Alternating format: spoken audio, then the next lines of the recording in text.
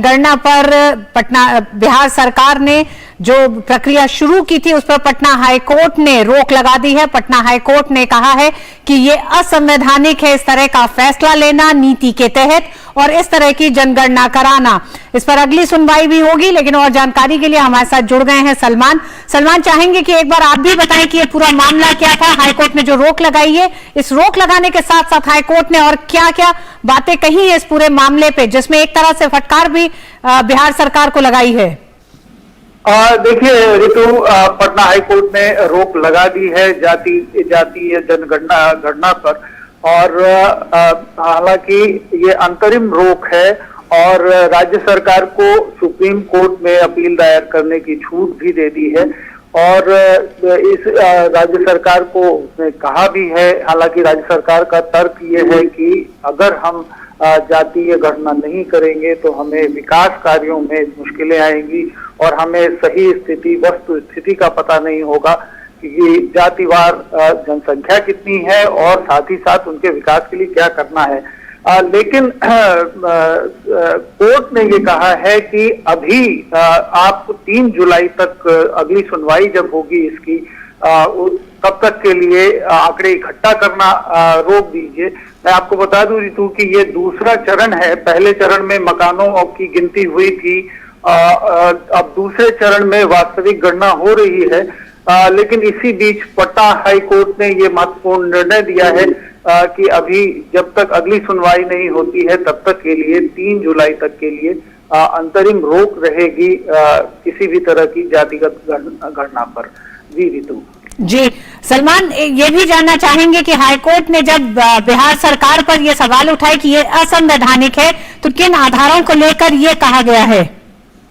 देखिए, उसने कहा कि कुछ काम केंद्र सरकार के होते हैं और जो एक व्यवस्था बनी हुई है उसके आधार पर इसे होना चाहिए था, और काम उस ढंग से नहीं हुआ है जिस तरह से कि एक संवैधानिक रूप से काम वो होना चाहिए था। तो अभी जो राज्य सरकार है वो भी अपना डिफेंस तैयार जाहिर है कि करेगी, और पटना हाईकोर्ट ने ये भी कहा है कि आप चाहें तो सुप्रीम कोर्ट में जा सकते हैं, और ऐसे संकेत मिल रहे हैं कि अब बिहार सरकार जा सकती है सुप्रीम कोर्ट में। और फिलहाल तो अभी स्थिति यही है कि अगली सुनवाई तक के लिए अंतरिम रोक लगा दी गई है जातिगत गणना पर। जी, ये भी जानना चाहेंगे सलमान की नीतीश सरकार लंबे समय से जातिगत ऐसे एक तरह से आपत्तियां उठी थी इस पूरी जनगणना को लेकर, क्या ये लगता है पटना हाईकोर्ट ने जिस तरह से असंवैधानिक बताया है इस पूरी प्रक्रिया को, और उन्होंने कहा कि ये प्रक्रिया इतनी आसान नहीं है कि पहले और 2 चरण में और इतने कम समय में कराई जा सके? जी, पटना हाईकोर्ट का तो ये कहना है ही कि इतने कम समय में और बहुत कैजुअली इस चीज को नहीं लिया जा सकता है, क्योंकि ये गंभीर मामला है, गंभीर विषय है, और इस पे पूरी योजनाबद्ध ढंग से तैयारी करके जनगणना होनी चाहिए, और जो सामान्य जनगणना होती है उस तरह से हाईकोर्ट ने सवाल भी उठाया कि इस तरह से क्यों नहीं कराई जा रही है, और फिर इस मामले को हल्के में लेने की बात कही कोर्ट ने। तो ये सारी चीजें हैं अभी, और जो मैं आपको बता दूं ऋतु कि ये जो मामला था ये इसमें राजनीतिक ज्यादा आ गया, क्योंकि गैर भाजपा दल इस बात पर शुरू से जोर दे रहे हैं कि जाति गणना हो, और ताकि जो सामाजिक आर्थिक विकास है पिछड़े और दबे कुचले लोगों का वो हो सके, ये उनका अपना तर्क है।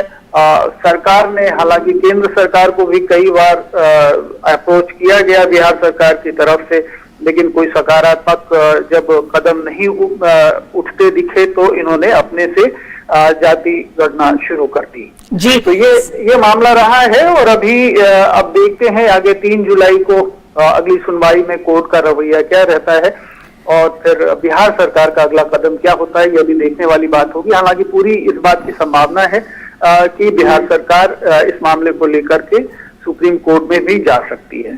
बिल्कुल सलमान, पटना हाईकोर्ट के चीफ जस्टिस ने आज गुरुवार को अपना फैसला सुनाया है। पिछले 3 दिनों से पटना हाईकोर्ट में इस मामले पे बहस चल रही थी। इसके बाद मुख्य न्यायाधीश जस्टिस विनोद चंद्रन की बेंच ने बुधवार को फैसला सुरक्षित रख लिया था। इस दौरान ये जो 3 दिन बहस चली, सलमान, जानना जरूरी हो जाता है कि दोनों पक्षों की तरफ से आखिर दलीलें दी क्या गई थी, क्योंकि ये बहस तो लगातार चल ही रही थी। अगर इसे असंवैधानिक कहा जा रहा था कोर्ट की तरफ से, तो सरकार का पक्ष क्या था उस पर? सरकार बार बार यही कह रही है कि हमें जब योजनाएं बनानी है और एक जो हाइपोथेसिस है सरकार की कि उसमें जो विभिन्न जातियां हैं, खासतौर से अनुसूचित वर्ग में जो जातियां आती हैं या आदिवासी में आती हैं, उनकी संख्या जो एक्सट्रापोलेटेड नंबर्स हैं पिछली जनगणना के उससे कहीं ज्यादा है। और वस्तु स्थिति जब तक हमें पता नहीं चलेगी कि कौन सी जाति किस मतलब उनकी संख्या कितनी है, तब तक हमें योजनाएं बनाने में या उनको समुचित अधिकार देने में कठिनाई आ रही है। इसलिए हम चाहते हैं कि जातीय जनगणना हो। लेकिन आप जानते हैं ऋतु की ये मामला बहुत ज्यादा राजनीतिक रंग ले चुका है अब, और राजनीतिक रंग ले चुका है सलमान। लेकिन क्या बिहार सरकार के मंशा पे भी कहीं सवाल दिखाई दे रहा है जब इसे असंवैधानिक कह रहा है कोर्ट? दूसरा सवाल ये, आप ये कह रहे हैं कि बिहार सरकार हो सकता है इस पूरे मामले को लेकर अब सुप्रीम कोर्ट जाए, लेकिन तथ्य है कि इसके पहले भी जातीय जनगणना पर रोक लगाने की मांग को लेकर याचिकाकर्ता सुप्रीम कोर्ट गए थे। सुप्रीम कोर्ट में याचिकाकर्ता को पटना हाईकोर्ट जाने के निर्देश दिए गए थे।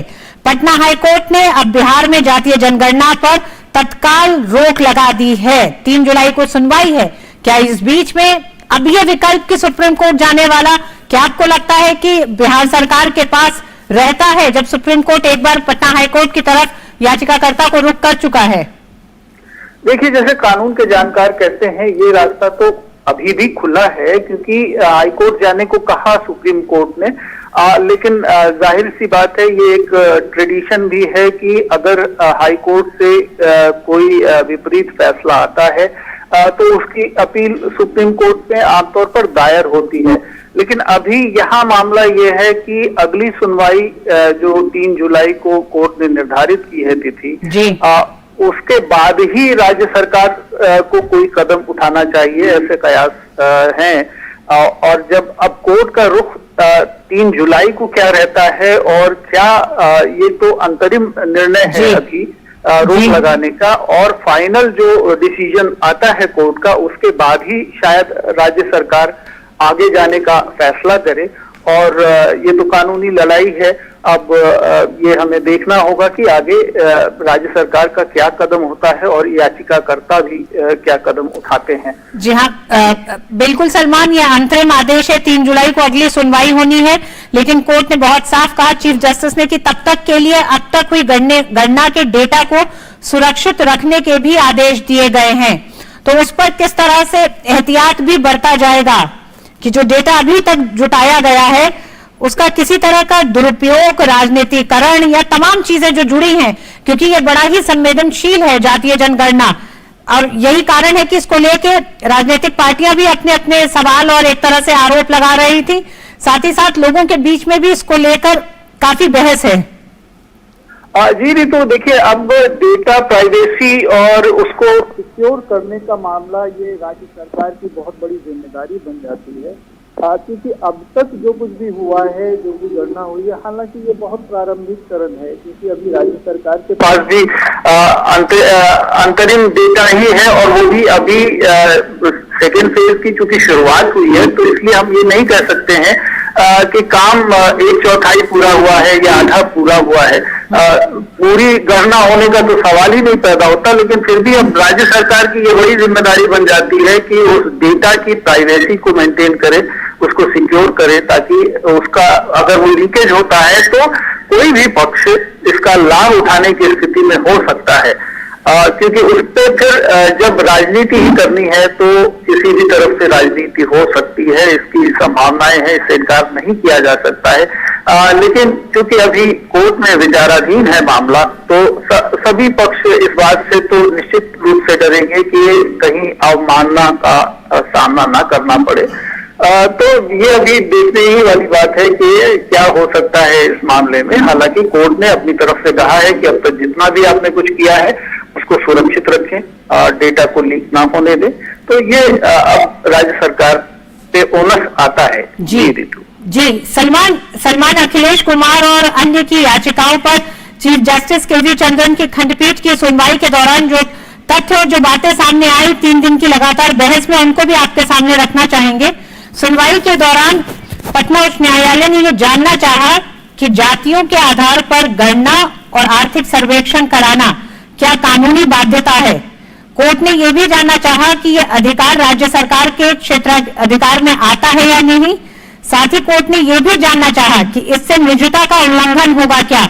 इस पर क्या जवाब आपका है, क्योंकि 3 दिन की सुनवाई आप भी लगातार इस पर नजर बनाए हुए होंगे। देखिए, ये तो अगर इसका पॉलिटिकल फायदा उठाना है तो कुछ भी हो सकता है, इसमें कोई ये नहीं है कि अभी सब कुछ तो उन कर्मचारियों से लेकर के जिन्होंने डोर टू डोर जाकर के डेटा कलेक्ट किया है और ऊपर के प्रशासन तक और फिर राज्य सरकार और फिर मुख्यमंत्री तक, ये सबकी जिम्मेदारी बनती है कि उस डेटा का जो लिया गया है उसका दुरुपयोग ना होने पाए। अब इसमें अगर कहीं से लीकेज होता है तो जाहिर है कि ये मामला अभी सब जुडिस है और कोर्ट इसके खिलाफ कार्रवाई भी कर सकता है अगर कोर्ट के आदेश की अवहेलना की गई। तो इस मामले में तो अभी बड़ा संवेदनशील बन ही गया है ये कि अब ओनस पूरी तरह से राज्य सरकार के ऊपर है कि अगर कोर्ट ने कहा है कि डेटा की प्राइवेसी का ध्यान रखा जाए, जो निजता है, आपने जो आंकड़े इकट्ठा किए हैं उसको सुरक्षित रखा जाए। तो ये जी सलमान, एक बार ये भी बताना चाहेंगे कि दीनू कुमार ने, जो कि याचिका करता है, उन्होंने बताया कि राज्य सरकार जातियों की गणना और आर्थिक सर्वेक्षण करवा रही है। उन्होंने कहा कि ये संवैधानिक प्रावधानों के उलट यानी विपरीत है, ये अधिकार राज्य को है ही नहीं और ये सर्वे केंद्र सरकार ही करवा सकती है। आइए एक बार फिर देखते हैं कि इस बारे में याचिकाकर्ता दीनू कुमार का क्या कहना है। हम लोग जो लोकहित याचिका दायर किए थे उसे मुद्दा ये उठाए थे कि 6/6/22 को बिहार सरकार जो पॉलिसी चल रही है वह भारत के संविधान के विपरीत है। Census act 1948 and collection of statistics act 2008 के विपरीत है और बिहार सरकार को संविधान में कोई प्रावधान नहीं दिया कि आप कास्ट बेस्ड सर्वे कीजिएगा। हाईकोर्ट ने इंटरिम स्टे दिया कि on going caste based census procedure को रोक लगाइए और जो कलेक्शन डाटा किए हैं उसको प्रिजर्व रखिए, लीकेज नहीं हो, और इसकी सुनवाई 3/7/2023 को होगी।